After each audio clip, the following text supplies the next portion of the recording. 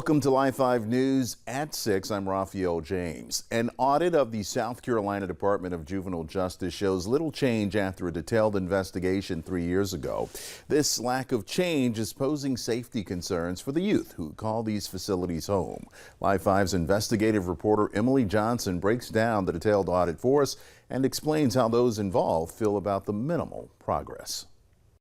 This month, the Legislative Audit Council released a follow-up report to its 2021 audit, which found the department had only implemented half of the 101 recommendations made to the agency. It's been about 50% that they have implemented.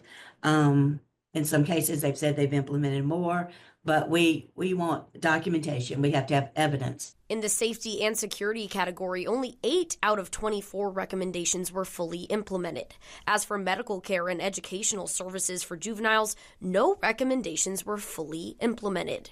8 of the 11 suggestions have not been implemented at all, including the need for safe transportation of juveniles to medical appointments, tracking of medical histories, and proper standards for enrolling students into GED courses. One thing that stood out to me was the medical care for the juveniles.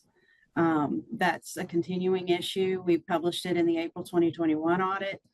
We've got to make sure these juveniles have the appropriate care. The DJJ has made changes since the 2021 audit, with improvements in salary increases, added camera surveillance systems, prioritization of frontline staff recruitment, and disciplinary actions. And while we did acknowledge that DJJ has improved some things with recruiting, salaries in our review, that's going to be a key component of what DJJ needs to continue to work on in order to improve the overall at the agency. Although the audit acknowledges DJJ's focus on recruitment, the report also states problems with the rising turnover of frontline staff, continuing personal safety risks for juveniles and staff. 118 South Carolina Juvenile Detention Center officers were hired in 2023, but as of early August 2024, 79% of those officers had left. Finding it the first time is one thing.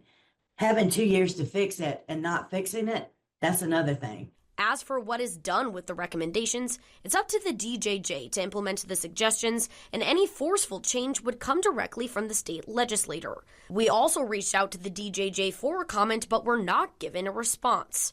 Reporting for Live 5 Investigates, I'm Emily Johnson.